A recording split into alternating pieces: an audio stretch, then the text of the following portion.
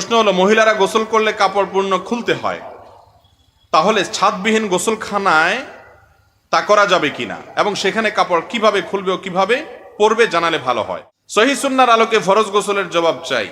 ফরজ গোসলের আবার জবাব কি, মানে নিয়ম জানতে চাইছেন হয়তো। এরপরে প্রশ্ন হলো, বান্দার অন্তর যে খারাপ চিন্তা আসে সে সম্পর্কে কিরামান কাতিবিন কি জানেন কিনা।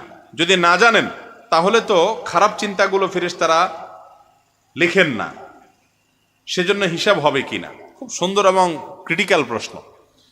আমাদের মনের ভিতরে যেসব চিন্তা আসে এগুলো ফেরেশতারা জানে কিনা। আমাদের মনের খবর আল্লাহ জানে, সেটা তো আমরা জানি, ফেরেশতারা জানে কিনা এটা একটা দরকারি প্রশ্ন। যদি বলেন যে জানে না, তাহলে হাদিসে আসছে মান হাম্মা বিহাসানাতিন, যে ব্যক্তি মনে মনে কোনো ভালো কাজ করার প্রতিজ্ঞা করলো, ফালাম ইয়ামালহা, কিন্তু কাজটা সে করার সুযোগ পায় নাই, কিন্তু নিয়ত ছিল তার পাক্কা যে সে করবে, কিন্তু করতে পারলো না। হজ করবে, টাকা টুকা সব জমা দিছে, করোনা এসে গেছে, আর যাইতে পারলো না বেচারা, কিন্তু তার প্রতিজ্ঞা ছিল ঠিক, নিয়ত ছিল খাঁটি, টাকাও দিছে, কিন্তু পারলো না। তো নবীজি বলেছেন ওই যে নিয়তটা খাঁটি ছিল, ভেজাল ছিল না, কিন্তু কোনো কারণে হয় নাই, তো আল্লাহ তাআলা তার কারণে তাকে সওয়াব দিবেন। এখন এই সওয়াবটা লিখবে কে? ফেরেশতা। তো ফেরেশতা যদি না জানে কি নিয়ত করছে, কেমনে লিখবে? এটা একটা ক্রিটিক্যাল প্রশ্ন। আবার হাদিসে আসছে কেউ যদি মনে মনে কোনো খারাপ কাজের কথা চিন্তা করে, খারাপ কাজের কথা কি করে ভাই?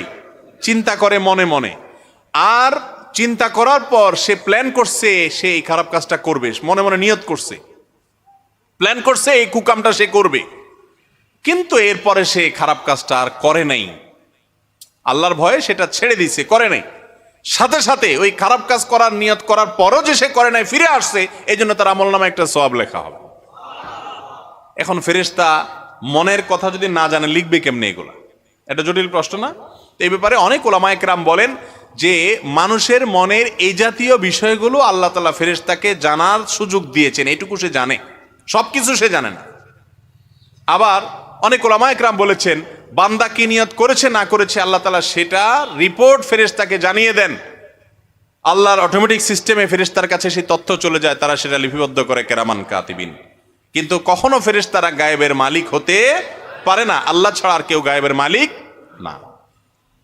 সহিহ সুন্নাহর আলোকে ফরজ গোসলের জবাব চাই।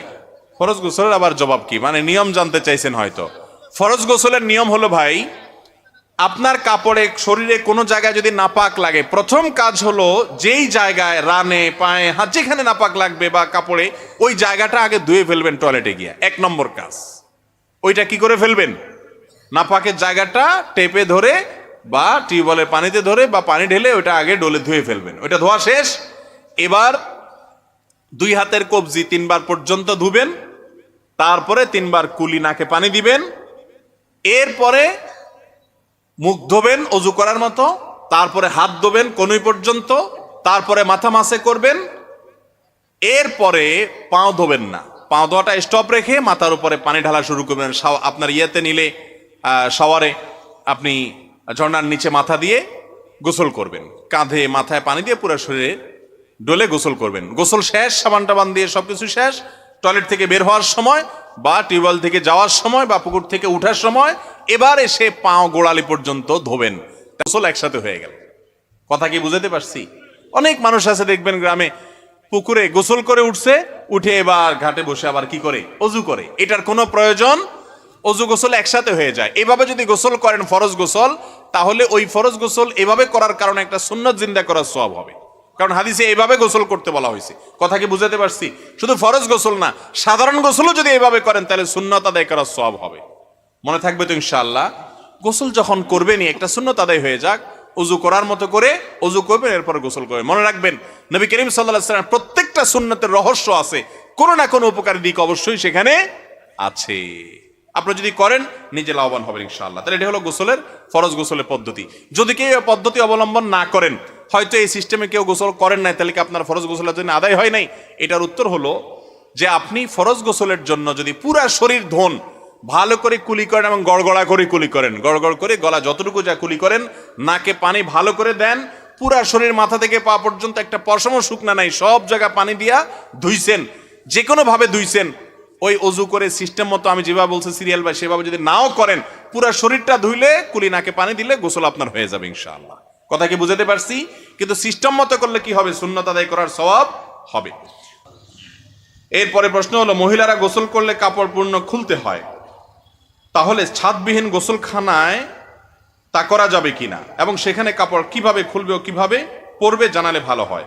গোসল করার সময় পুরো কাপড় কেন খুলতে হবে? নারী হোক আর পুরুষ হোক, গোসল করার সময় যে কাপড় আছে সে কাপড় দিয়ে গোসল করে তার উপরে আরেকটা কাপড় দিয়ে তারপরে কাপড় পাল্টাবে, এই সুযোগ আছে না নেই? হয়তো একটু ভিজে যাবে, তো গামছা তোয়ালি এগুলা কেন? সে ভিজা জিনিসটা তো আবার শুকানো যাবে। মনে রাখবেন, গোসলখানায় সম্পূর্ণ যদি বিবস্ত্র হয়ে যায়, সম্পূর্ণ কাপড় কেউ খুলে ফেলে, এতে বড় কোনো গুনাহ হবে না, কিন্তু এটা অনুত্তম, অনুচিত কাজ, খারাপ কাজ।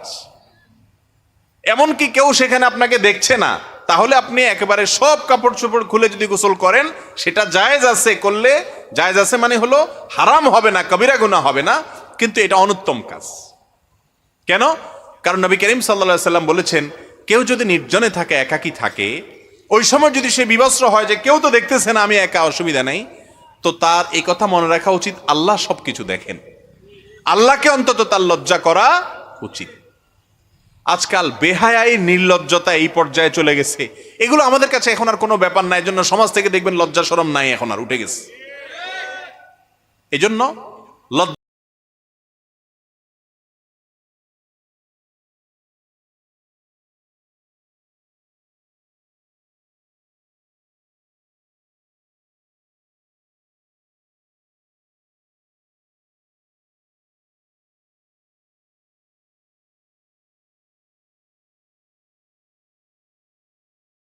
আমাদের এই ভিডিওটি যদি আপনার ভালো লেগে থাকে তাহলে ভিডিওতে একটি লাইক দিতে পারেন এবং আপনার প্রিয়জনদের সাথে শেয়ার করতে পারেন, এবং এইরকম আরও ভিডিও পেতে আমাদের ইউটিউব চ্যানেলটি সাবস্ক্রাইব করে পাশে থাকা বেল আইকনটি অন করে দিন।